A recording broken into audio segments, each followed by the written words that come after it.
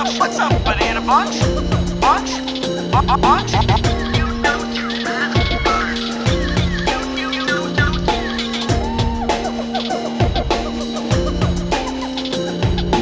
Welcome to the Jungle Gyms podcast.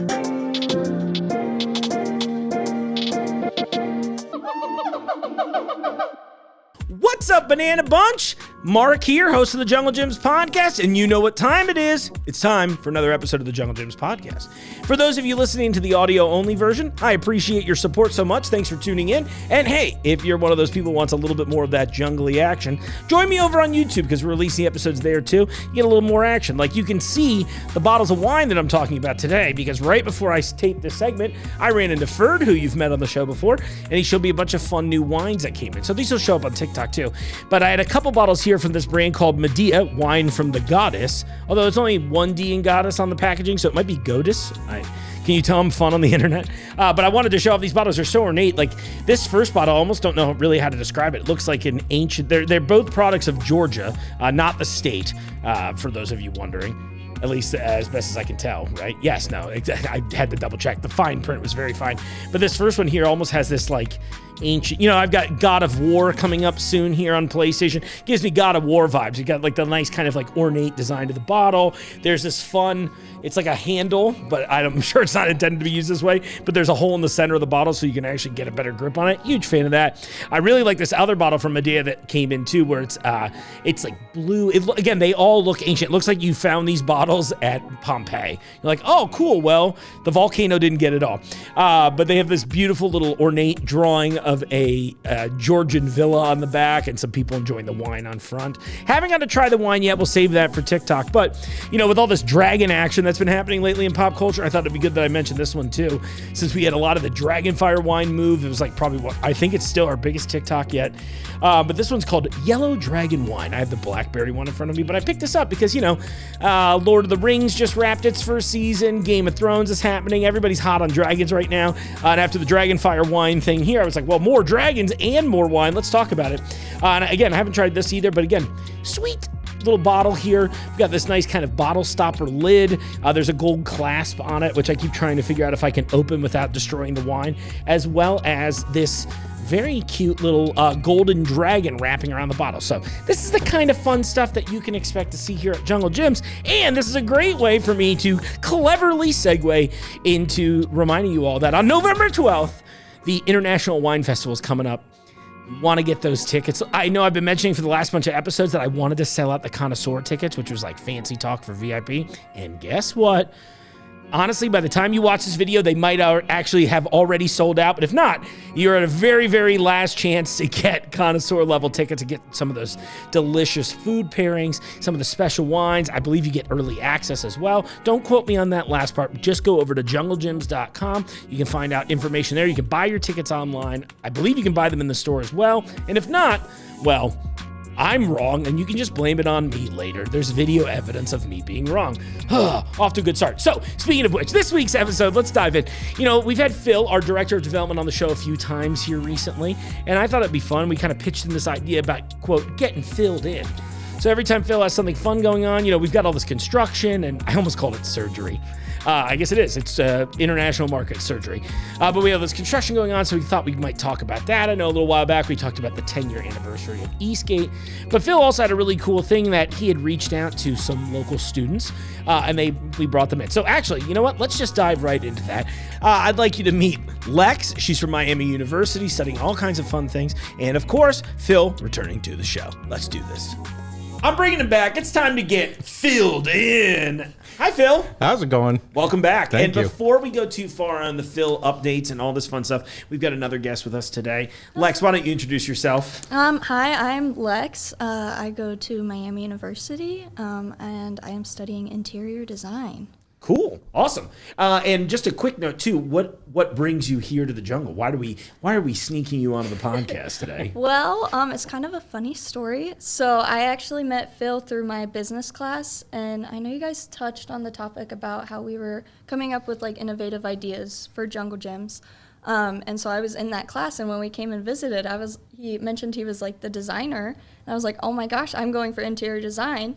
And so we kind of just been talking about it. So the class broke into groups, entrepreneurial, correct? Yes. And broke into different groups, and each group emailed me. We scheduled different meet times, did some video chats before or after, depending on the group, asked questions, and then they put together packages as if they were selling something to Jungle Gyms to fix a problem that we either knew or didn't know about.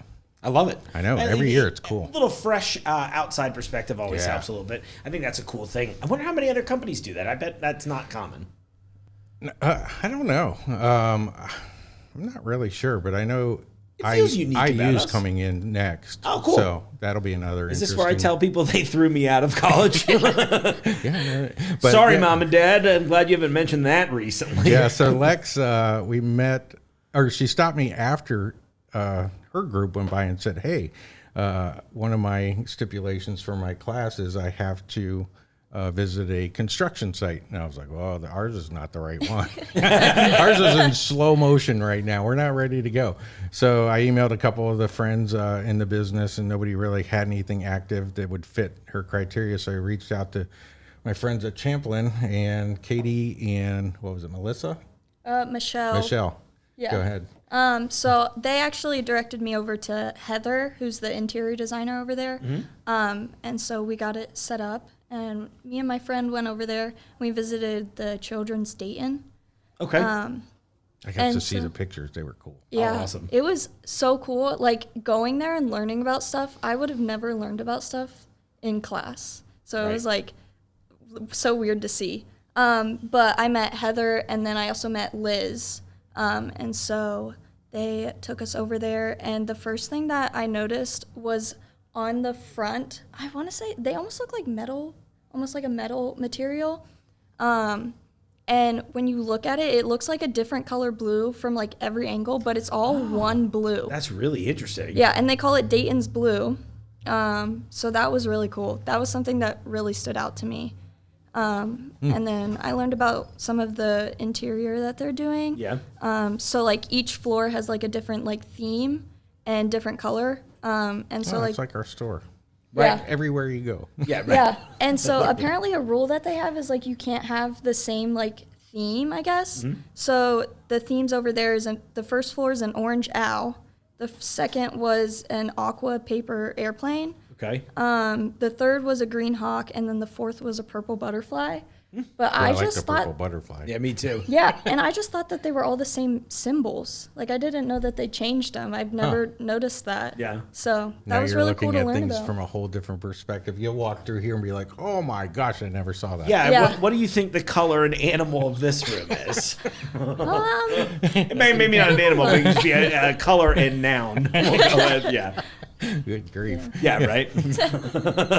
This floor is the psychedelic mushroom, you know? Yeah. So I told her, I said, that meeting when your group went through may have changed your life. Yeah. That's really cool. Yeah. What an amazing experience. Isn't that cool? So, so I know originally we were joking. I was going to have you give me the Eastgate updates now, but I'm locked in here. I know. I think we knew No, this go was ahead. going to happen. No, what are some of the things that Phill said this, I think, really well, was, talking about things that either we knew as problems or things we didn't know as problems. So in your walkthroughs here at the jungle, what were some of the things you noticed? Good or bad? Okay. I'm actually excited about the bad a little bit. Yeah, I always- me To be too. honest, it's perspective. We don't have to agree. Yeah. Well, I didn't notice a lot of bad. Like, Cool. it's just very overwhelming. So when I was trying to leave, I was like, I have no idea where the exit was. And so we I do that actually on came back purpose. up to the front, and then there's the sign that says there's no exit past this point. And I'm like, oh my gosh, I don't know where to go. So I started panicking, but I found it. And so like some of like my group's ideas, we came up with like a miniature grocery store for kids that like parents can go drop their kids off. And we called it Jungle Jimmy's. Which is a name we had actually considered years back when we were Really? we were contemplating little stores around the city. Yeah. And we thought, do we want to call Jungle Gyms or do we want to call Jungle? And they had the same name. I was like, Oh, that's whoa. super I had cute. to stop them in their presentation, which I didn't do much. I was like, wow, we were going to use that name. Yeah. Yeah. That'd be fun. Yeah, and so Our second one was samples, but it was more like the international samples. So like how you can use that in your like everyday meals. Yeah. Because a lot of people come in and they're like, I have no idea what that is. Which is, we're trying to restart the demo program, but we don't want to do it again like every other grocery store and like how we did it, where you just stick, toothpick in something and, or a pretzel in whatever. And, they were pretty on it. Yeah, I think having that a bit of a presentational angle. You know what's funny is I remember when I was shopping Eastgate more regularly than I was here, there was one guy, and I don't know his name. You know exactly what I'm talking about. He was like a carnival barker. Yes. He's like, come on, we've Good got job, this Sean. sauce today. And he was great. And like it was really fun. I think that's a beautiful idea. And realistically, Lex, my goal of taking this job was just to eat my way through the store slowly but surely every day. So anything we can get me one closer to my goal. That's fine. Yeah.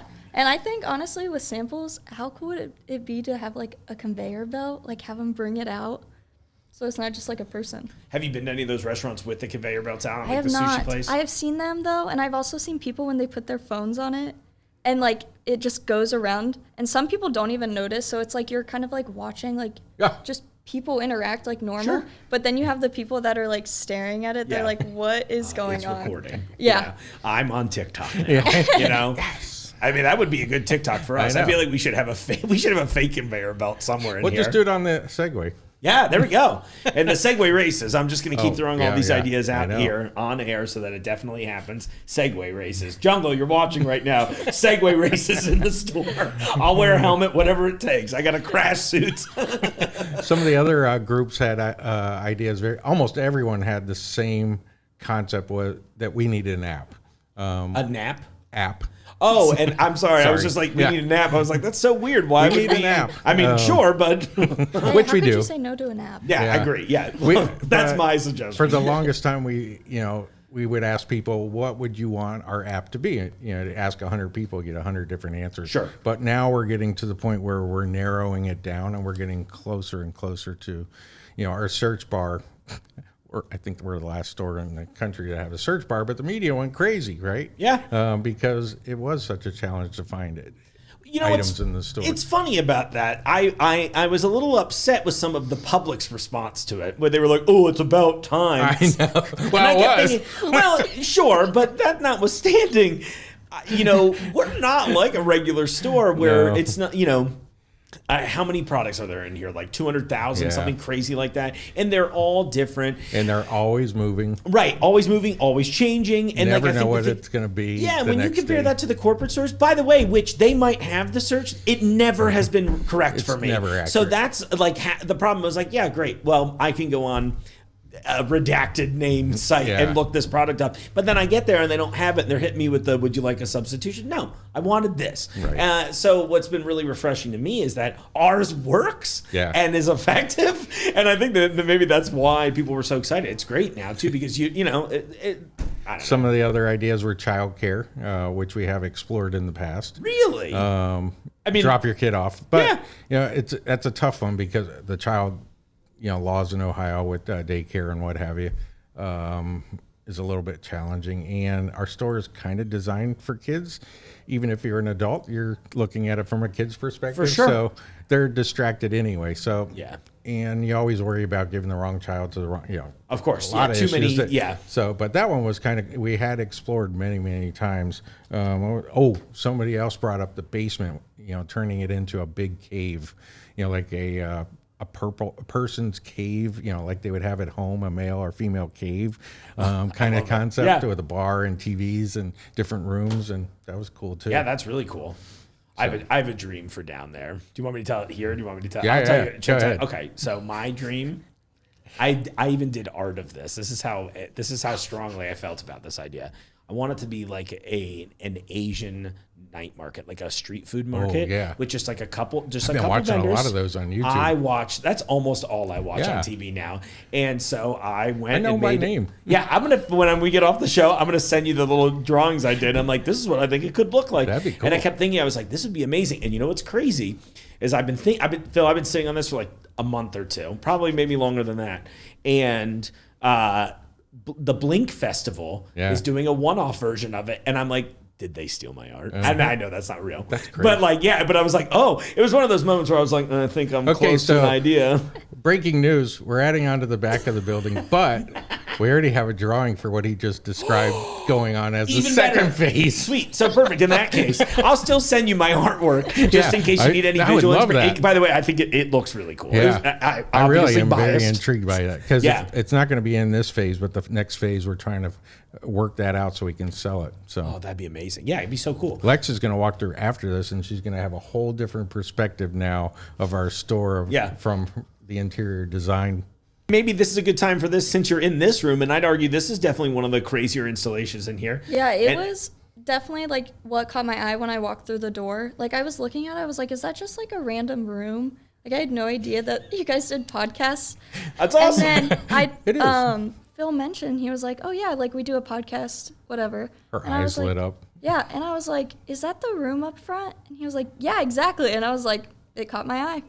The system works. As somebody who walked in, saw it, it caught your eye, but your immediate thought wasn't podcast. What would be something that to you would maybe scream that a little more effectively to people walking in?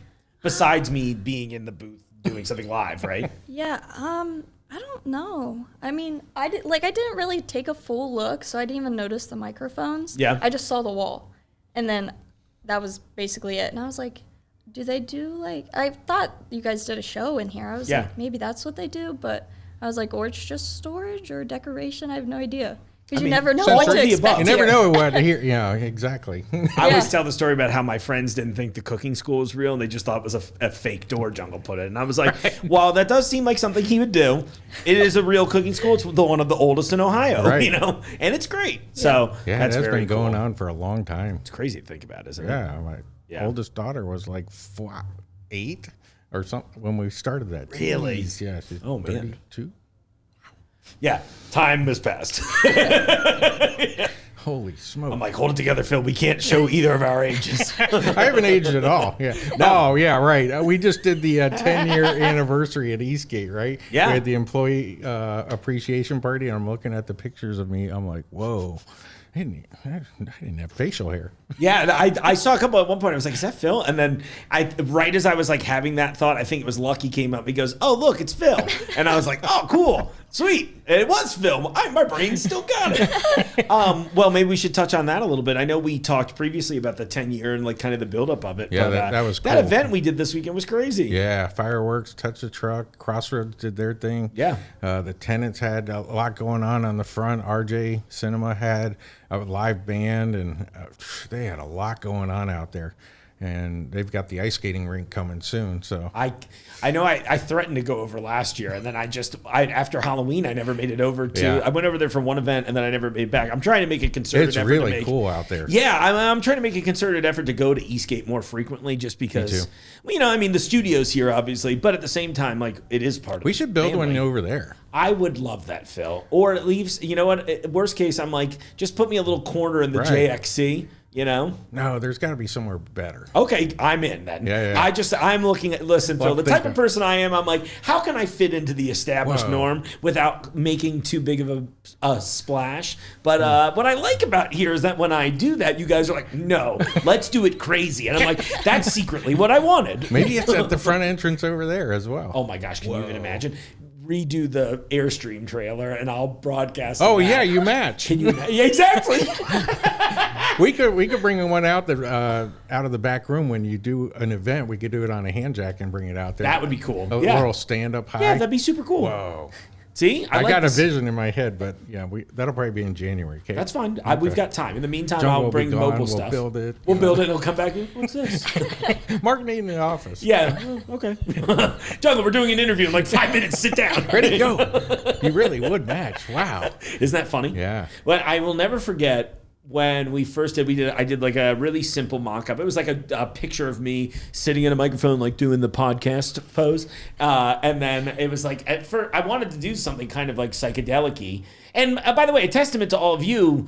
I'd look at you, Lex, because this was your fault too. But no, it was a testament to all of you because I was a brand new person, but everybody was like, well, what do you want it to look like? And I remember sitting at home being like, do they really want that? And I was like, all right, I'm just going to draw crazy stuff and hope that this isn't it. And the idea is pretty similar in that I had this vision of it being this like, I think my color scheme was slightly different, but I'm a bad artist. But it was like was this Mike? Yeah, Mike took it, and I joke Mike got the assignment, and it took that and like made it a little crazier. Oh my gosh, it was so much fun! But I love the idea of having kind of like the jungle theming on the sides. And my goal was, as you said, Lex, was to create something eye-catching that was like this new thing that was bursting through the established jungle theming and norm here with a little extra color, it brought a little me in there. And then when they made it so big, I was just like, uh-oh.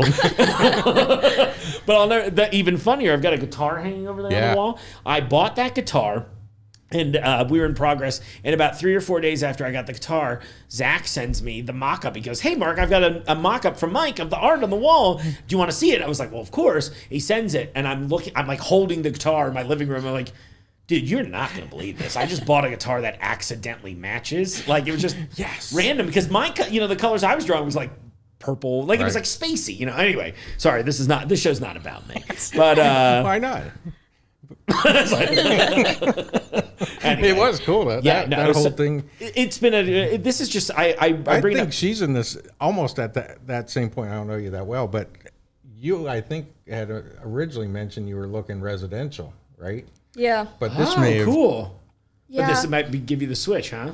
Yeah, so at school we do like a lot of commercial stuff. Mm-hmm. And we had one project where it was like kind of residential, but like at the bottom they wanted like an art gallery. And so I kind of got the feel for residential, but I was like, no, I kind of want to try like actual houses. Sure.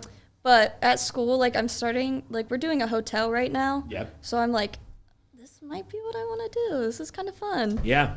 Oh, that's something we need here too. I know. The jungle Airbnb. We definitely looked at that. I'm sure you have. Many you're a tourist times. destination. I'd be feel crazy if I thought you didn't. And Spooky Nook, they're opening soon. They've opened already, but wait, who's opening soon? Spooky Nook. What is in that? Hamilton, that indoor-outdoor sports complex. Oh, I literally just read about them having a brewery opening, I think, this weekend there. Okay. Yeah, and once they're full tilt, there'll be about 10,000 people visiting them a weekend. Oh, wow. And then I would say most of them will probably come visit us, too. Oh, yeah. It's only 5 miles away. Yeah, that's amazing. And it's really flipped Hamilton upside down in a good way. Yeah. It really has. It's very impressive. Like the whole area. I had Travel Butler County, and I guess depending on when this airs, they may have aired or they will air on this episode. But I had them in, and we had a little bit of a discussion about that, too, about how Hamilton's changed so much. It's beautiful. Yeah, it's like a real place now. It's great. You know? They struggled for a while, but they got it together. Doesn't everybody struggle for a while? Oh, that's awesome. So, okay, going back to the hotel thing, what was it about that made you want to switch? Because I would assume, and this is my ignorance, so please correct me, but I would assume that a lot of the things you're designing and coming up with would be somewhat similar on a very basic level, right? Yeah. But so what was it that made, what got you excited to move into a more, or at least consider moving into a more commercial space? Yeah.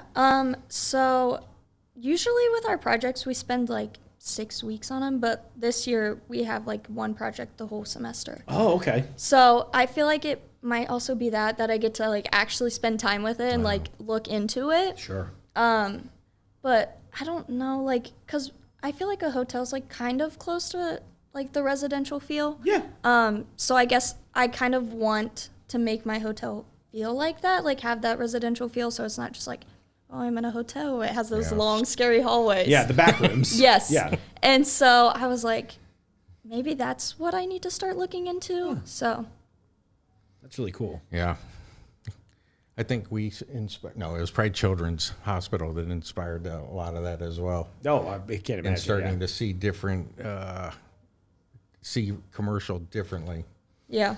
Then it's so much different in person. Like they talk about it in class, and I'm like, okay, right over the head. Yeah. Right. I don't remember a thing. Yeah, exactly. Wait for that buzzer. Yeah. I still am. 2:35 happens. I'm like, that hasn't been an important time in my life since I was 18, but I still think about it when it happens. That's hilarious. Yeah. No, that's really cool though. So, what's your plan next? I mean, are you going to come take over Jungle Gyms? Or are you going to fight Phill? Is this how we get the Segway race to happen? To control design and Jungle Gyms? Take my job. It'll be a collaborative effort. Right. Somebody has to You might take need it. to transition me into it because I don't know if I can live up to that. It's a big job. So right now I plan, obviously, interior design. And then I want to go master in architecture just so I kind of have both under my belt. Cool. So, and at Miami, they kind of do both architecture and interior design together. So most of the time they start with like, here's like the land you have, design. Oh, wow. Like That's how it is here. Yeah, it really is. Yeah. And I'm loving, I think that's maybe, again, we are very unique, and then I think that's got to be uncommon, at least in my experience in my jobs, where it feels like most times it's about fitting me into a box versus here where they're like, why are you in that box, Mark? And I'm like, well, it feels comfortable, and then you burst out, and I love it. And I think that's really cool. I and think I'm hoping retailers are always looking to innovate and change and make it different for the customer. Yeah. So we look at it from we do things a little bit different than they would do it. Yeah, but I think that happens pretty often. it's just always exciting to me to have these conversations. That's like, coming into these bits, realistically with you, Phil, it's always like, all right, what is the next strange thing we're going to do here at Jungle Gyms? The strangest would be if we could ever figure out that basement. Yeah. Oh, well, now that I know that my dream might happen on the top floor, which is cool still, we'll turn it into something. It'll be a small amusement park ride. I know you and I talk about it every time, but it's Go-kart, happening. would be awesome. Because then we can have the race down there. I know. I just want there to be, one of the things that I feel like we need here in the building somewhere is one of those weird portal doors so that you go into something. We have the door. Yeah, and that's why I'm like, I want to open it and be like, oh, this is crazy. And then you walk through and you're in like a different part. Maybe you go, that's how you get to International. I was thinking, I was at Eastgate the other day, there's a pass through one, I think it's by produce maybe. Right. Yep. And I was laughing about that. I was like, this is a perfect test ground right for there. my portal. Yeah. I was like, I'm going to draw Phill portal and we're going to make this. At Eastgate, when we were first opened, they were working on the highway and they bought the golf cart course, right? Mm-hmm. And they were trying to find a new home. And I went to the building department and I said, we want to put it on our roof. Wouldn't that be cool? Yeah. With the glass going out over the edges. That'd be awesome. I know. We had plenty of foam on the, at the bottom, they just Didn't didn't go sign for it. on. Of course. Yeah. Safety. That would be awesome, wouldn't it? Yeah, it would be. Listen, I watched a video this morning of a glass slide in a mountain where you could look to the ground. I was like, if that's a thing, I'm pretty sure 20 We could put fake cracking in the glass. And I was Oh on the my roof gosh. yesterday, so I was revisiting that thinking, whoa, we could go around this heating and air unit. Yeah. I mean, maybe it just has to be a secret thing. We got to treat a lot of things like a speakeasy now. We're like, we'll just do it until they send us a cease and desist letter. That's my move. Helicopters flying over. Yeah. Oh, helicopter golf too. There you go. Yeah, you got to putt from the air.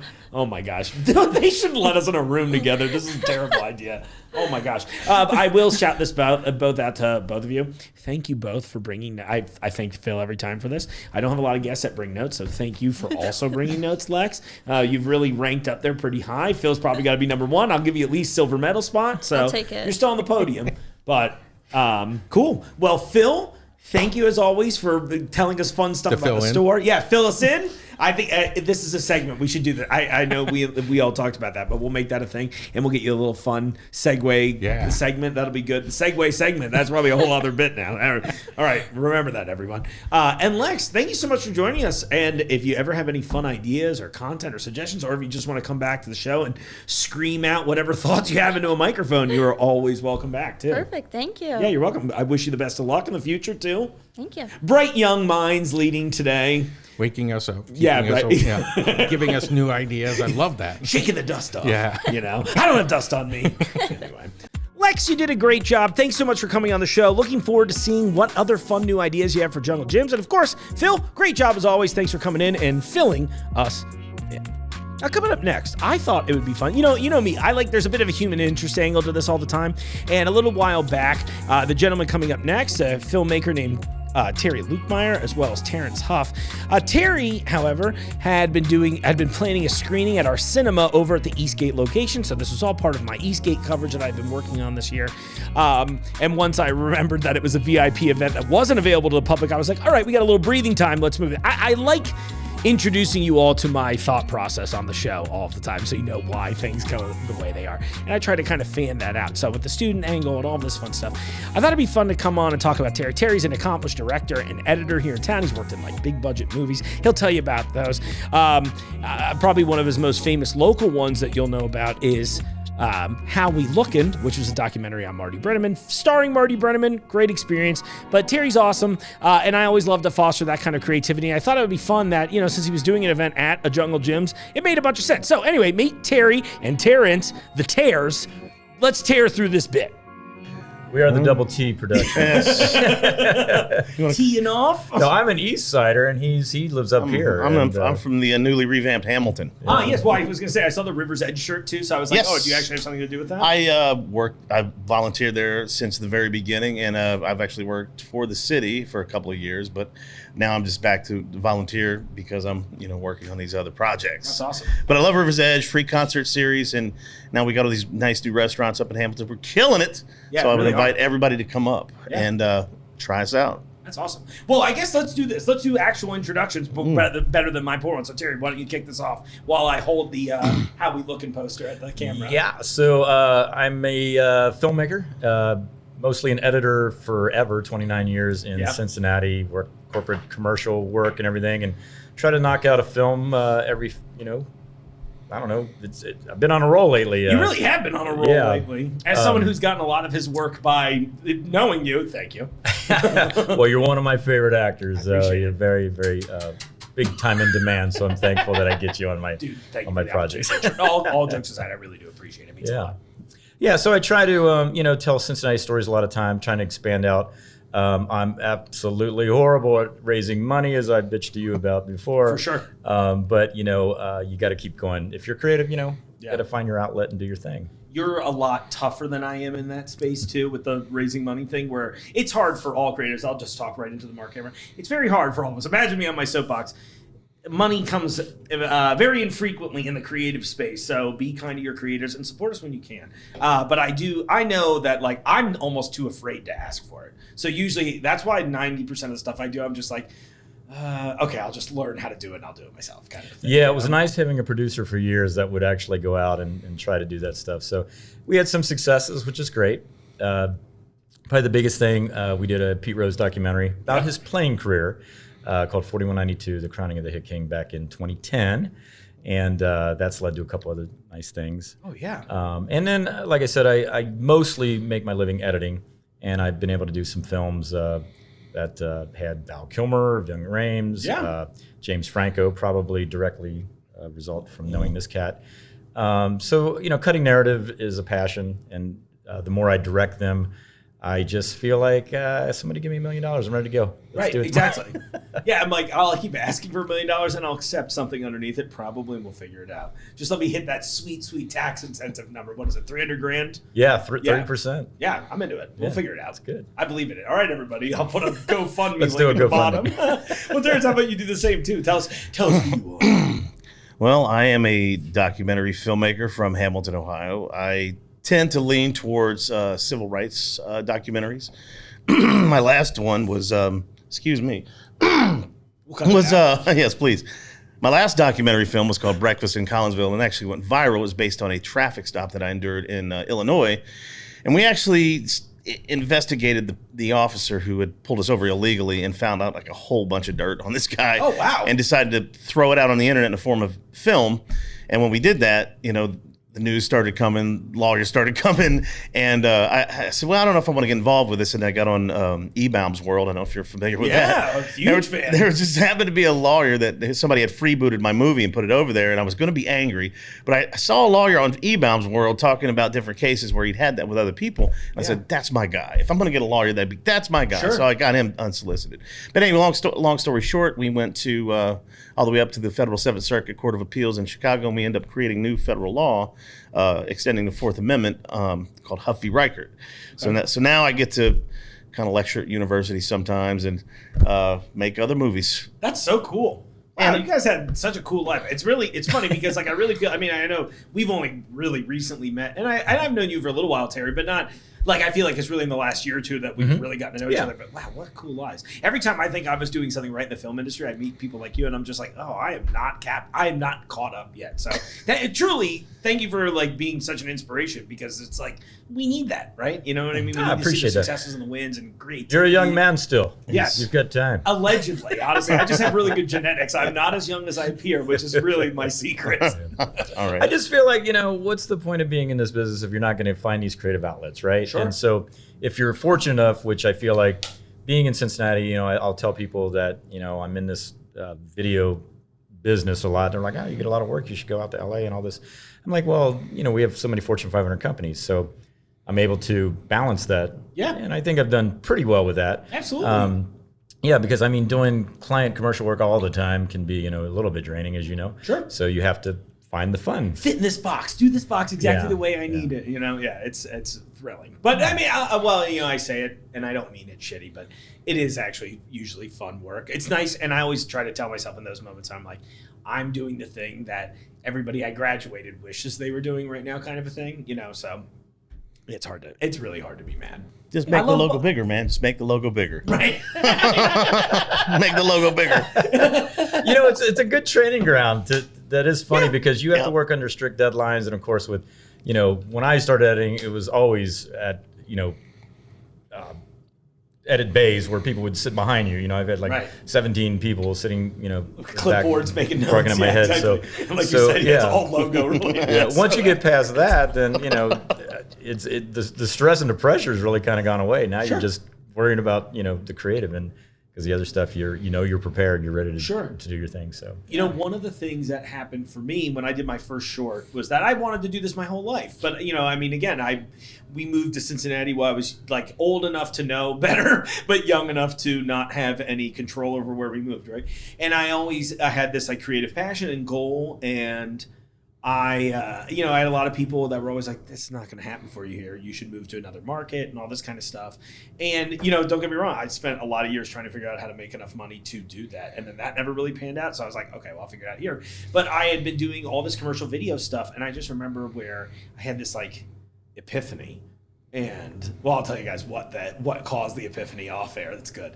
But I had this epiphany, and I was just like, we are wasting all of our, not wasting, but we are utilizing almost all of our skill set to do these very corporate commercial videos, which are functional and well made. And then I'm like, there's really no excuse for us to not spend one weekend and just try to make something we actually care about, right? Right. And it kind of changed my whole career. That was like 2017. And then people were like, oh, you can do that too? And I'm like, well, I think I probably always could have. I didn't know better. So maybe that's another soapbox moment. Just try that stuff and be bad at it. What's the quote?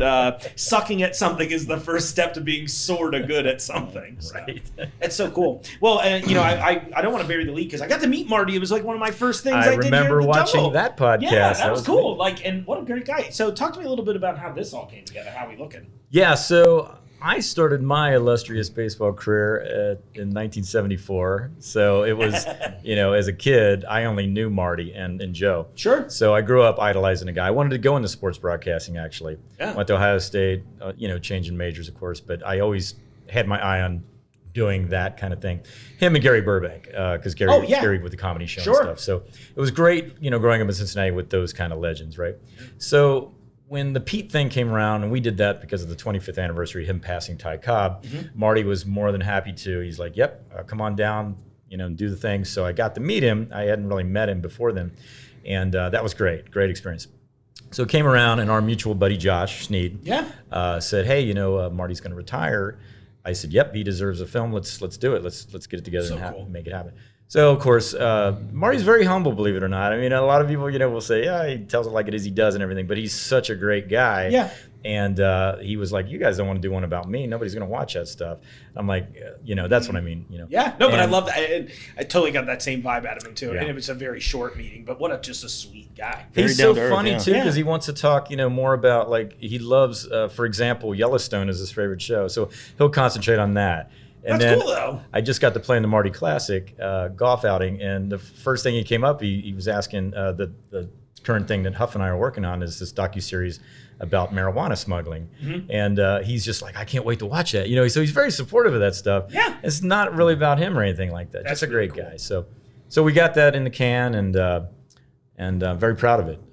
You know, And it's streaming everywhere now, right now. Yeah. Like, I was gonna say, I know if I'm not mistaken, Amazon, Tubi as well, right? so it's on Tubi. It was on. We cracked the top 20 on Apple iTunes, which is I very remember rare. that. Yeah, that's awesome. And, Congratulations. and I think you know our distributor. So Chase Crawford. Oh yeah, who was just on the show a couple weeks back. Yeah, great guy. I remember too. that. So he's got an outfit 4x3, and so they're kind of an aggregator and get you in the door to these places. So cool. It's on Amazon now too, which is great. So pick it up. Yeah, I love definitely it. check it out. It's perfect time for that, right? And it's more than, I always say this, including the Pete doc too. We try to do documentaries that are bigger than just kind of this, you know, you get tagged as this regional filmmaker type person. Of course. Whatever. So there's some fun stories in there. You know, Vince Scully just passed. Marty's got a great kind of tribute in there. Kirk Herbstreit's in the movie.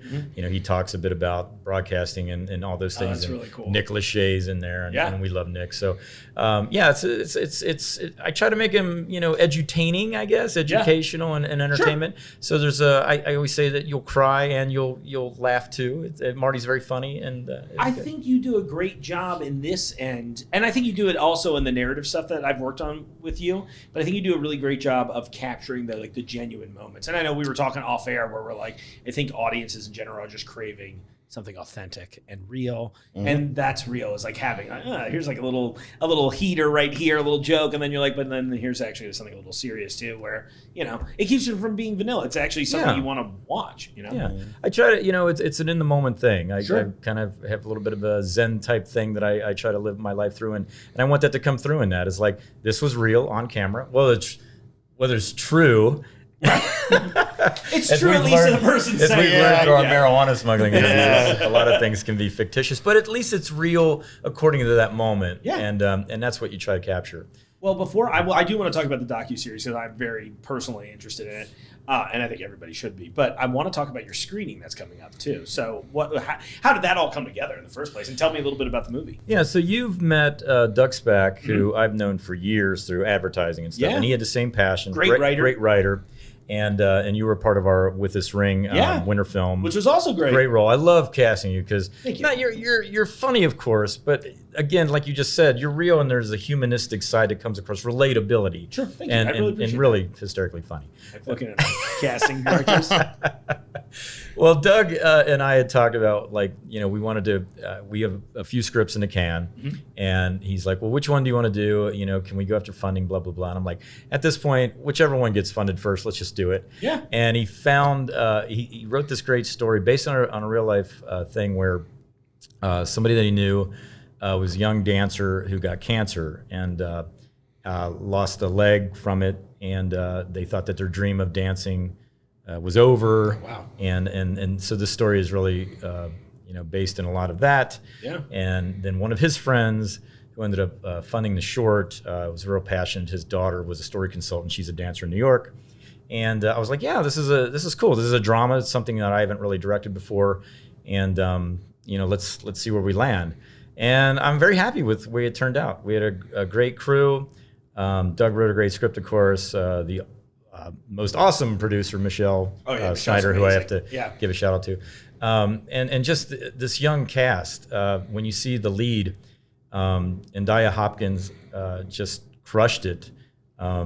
Just amazing at carrying it at 19 years old. It's crazy, right? And so basically, we did this short as a kind of proof of concept to try to get funding for the feature version. We have a feature script, and we want to celebrate a little bit, and we're going to invite some other kind of industry folks next Friday at the RJ Cinema next to Jungle Jim's Eastgate. Yeah. And I'm hoping that you're going to be there. I will be you got there. the It's invite. gonna be awesome. So yeah, and let us know if you think it sucks or if it's great or whatever, exactly. and then we'll move on to the thing that I hate and I suck at is trying to raise money. No, but hey, look, I'm hoping maybe this clip will help. I'll just keep running that on TikTok. Where Mike is like, please just send me. Please, I'm begging you. I'm a grungy Yeah. wannabe filmmaker and use your money. I for real, and it's that fun. It's the worst part of the industry, realistically. It is. know? I mean, It's a necessary evil. But Yeah, I think the three of us, I've met some real artsy people in the business, and that's great. We need that. Yeah. Who really are just doing it, to express. And I try to do that too, but I also want to make a living at this. So For I try sure. to be real. Do we have something that's got a return on investment potential business? I think it's a great story, And we've submitted to some film festivals. Sundance, it's a pipe dream. You never know, but always submit. Why not? Yeah, why not? You can't. And get their in if fee you is don't submit. surprisingly low for submission. Yeah, for for real. Absolutely, Yeah. compared to some. Oh yeah, for sure. You'll see some of those where I'm like, this city I've never heard of thinks it's worth that much to enter. That's crazy. Sundance is half the price. Yeah. I've heard of that. I think at that point they're probably just taking your money though, unless you have Sandra Bullock in your short or something. Yeah. I mean, honestly, look, maybe that's how we raise money is we start a fake film festival and then we write a film about us starting the fake film festival to fund our film careers. There's a lot of F words. I was literally going to create like a bio of this fake director that went into obscurity after the 60s. And like he made a comeback. This is his comeback show. Why not? That's the next creating story. Hey, look, you've nailed the docu-series. Let's make a mock-you-series. Mock-you-series, yes. That's amazing. So you both worked on the upcoming, speaking of docu-series, you both worked on the upcoming. So a little story about that. Back to the Marty thing. I had my premiere because it was during COVID at the Starlight Drive-In. Yeah. And which was amazing. Great place to do it, especially for that.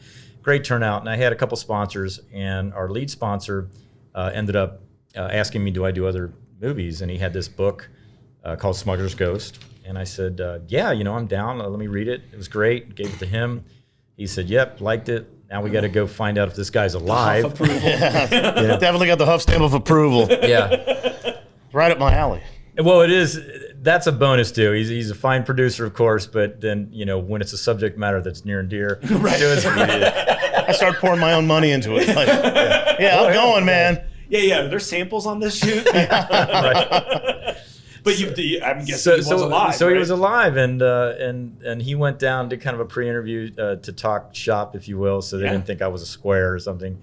I indulged, but I'm not that well informed. Sure, no, I totally get it. A casual observer, as it were. So then it just kicked off, and we it's been a year since we started shooting, and so now we're finally in post and breaking out our 90 hours plus of stuff. He and I are going through and logging it and finding all the tidbits. And we were like, at first we were like, maybe it's just a 90-minute doc, but after just a film just expands. A documentary, a film, of course, is scripted and stuff. So but this was supposed to be based on the book. Yeah. And so once we got into the book and we realized that our subject was kind of he's a little disconnected from reality to a degree. But that's kind of fun, right? It is, but it ain't. Right. It's a tough interview. Yeah. When you're trying to get a guy to talk and he's just like, off on some on another planet, it makes it kind of difficult to do interviews. But fortunately, I was gonna say, but fortunately, he's connected to so many other people that are from the same county, and they're all from like Pinellas County, Florida, and they all have these record-setting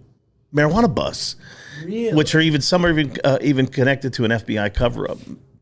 These guys were the original gangsters of the guys that said, we're specifically going to Jamaica to bring back weed to sell in America. The pioneers. They were the pioneers. And some of them are still alive. Some of them, are gone. One of them, died of mysterious circumstances. Sure. So it's a really great thing. And we were like, he went on a boat, and then the boat only came back. and they're all like in their 70s and 80s and stuff. Sure. So they're like spewing all this stuff to us. Like we were surprised because people have asked, are they worried about, somebody's going to knock them off, or are they going to get arrested again? Sure. I'm like, well, I think they're past all that. They've all done some certain jail time and stuff. So they're talking about all this crazy stuff that went down, late 60s, early 70s and stuff. And it expanded, like Huff said, to some other cats that were a part of that, and they did different ones. So like the first one that was really based on the book, it's called the Steenhatchee 7, Steenhatchee, Florida. And the 7, they brought in 20,000 pounds, and that was the biggest at that time. And crazy. Walter Cronkite, covered it. This place called the Road to Nowhere, where Steve Croft of 60 Minutes took down this creepy ass. We went down this thing. It's 5 miles into the Florida nowhere. Where people. I mean, there was.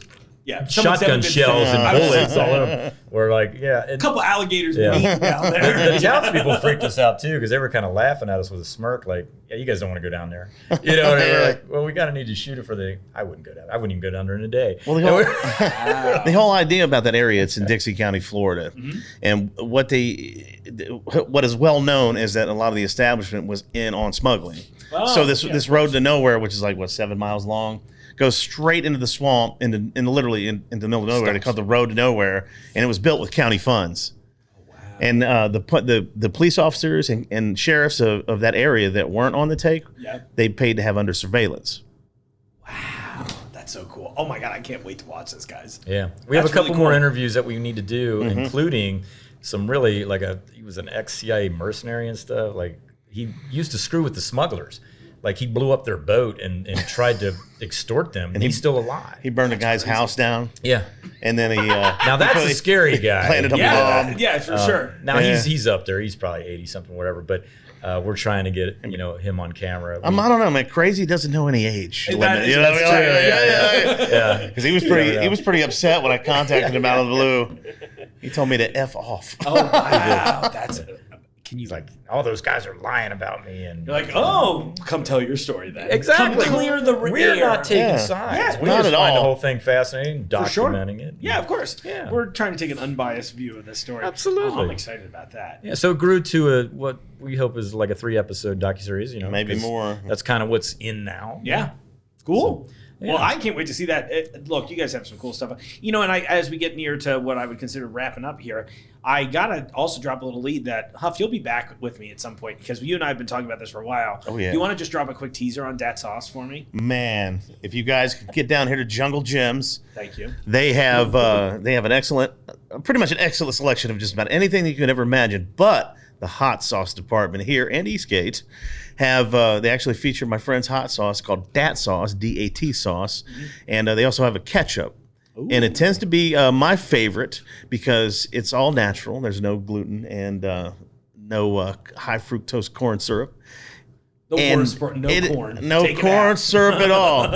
But it is delicious. And personally, I love the ketchup. You can use it for like so many different things. And they're also they've been helping us out with the film. So That's super cool. Thank you, Scott Green, if you happen to watch this. Yeah, we'll make him watch. I got that CIA guy's gonna go burn his house down to check this out. So, Dat hot sauce, literally. Dat sauce, DAT sauce. That's awesome. So yeah, we'll definitely set something up. Yeah, that'd be good, man. I want to give a shout out to Film Cincinnati. Kristen they're Irwin awesome. over there has been doing great, and Kristen's awesome. Yeah, absolutely. And I do want to really, see more Cincinnati filmmakers, of course, Ohio filmmakers, but we have a great tax incentive, and let's have all. This is an all Cincinnati crew and cast and all in. All in. There's a good plug. Should probably give a shout out to the crew and everybody that helped out with it. Yeah, no, absolutely, totally. I said it earlier Burko. about our crew on this. Burko's worked with you. He's great audio guy. Love me some That just Burko. made me realize too.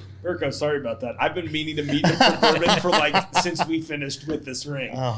I'm the worst. Yeah, you guys are right around the corner. I know. Each I have other, no but, good excuse either, except that I just, me, I'm always nose to the grindstone, constantly working and trying to do something, and then I'm like, fun? What do I even like anymore? But that's the other thing too is we have such a great filmmaking community. There's so many. There are a lot of great audio people. There's a lot of great shooters out there. A lot of great editors. And of course talent and stuff. And I think it'd be fun. I know they got things like SOFA and there's a couple other groups like that. But more practical.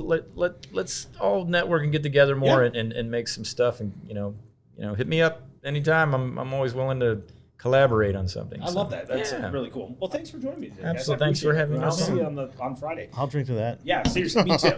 I'm out here with my code Red Zero today. I'm really This is not breaking alcohol. out. It's not. It's just cider, right? Good stuff. Well, gentlemen, thanks again. Looking forward to the next short. It's going to be awesome. Have a great day. All that stuff. I don't know how to do a closer. This is not my finest part of the show ever. And that's the show, folks. Thanks so much for joining me here. Today, I'm just live in the WJJI studio, hanging out. I'm down one person today, COVID. But still having a lot of fun here. Look, I probably have some time off coming up soon, so we'll have some fun things going on. I'm always trying to rework the show and try to figure out what you want. So this is a great opportunity for you to reach out to me, Mark. That's me. I don't know who you are. At podcast@junglegyms.com, because I like doing stuff that you all want to see on the show. I'd like you to feel like you're a part of it. I love running into you. I just ran into two dudes on my way back to the booth carrying all these bottles of wine earlier, and they were like, "We love the show." I was like, "Please tell me what you'd like to see more of." And while I love talking to you, I would love for you all to feel like you can engage with me. So, I mean it very genuinely. I am just as easy to talk to as I appear on the show. It's all real. Very authentic here. They like that. But I'd love to hear some more feedback from all of you. So in the meantime, we've got some cool stuff coming up. I've got a whole episode on Sweden coming up. Jimmy, who you've met on the show a few times, he just got back from Italy, and we're going to do a whole thing with him talking about his experience over in Italy, and they were learning about wines and food. He's got a lot of thoughts, and they're always very interesting. Jimmy's a very detail-oriented guy. I like that about him, and it should be a lot of fun for you. I'll be curious to hear what you think about that. But in the meantime, I'm going to wrap this up. Thank you all so much for listening every week. As always, I appreciate it. We are consistently one of the world's top 100 food shows. How insane is that? It's crazy. I think about it all the time, and I'm like, oh, this is very weird, but very cool, just like Jungle Jim's. So I will see you all out there in the aisles. The Jungle Jim's podcast is recorded in the WJJI studio inside Jungle Jim's International Market in Fairfield, Ohio.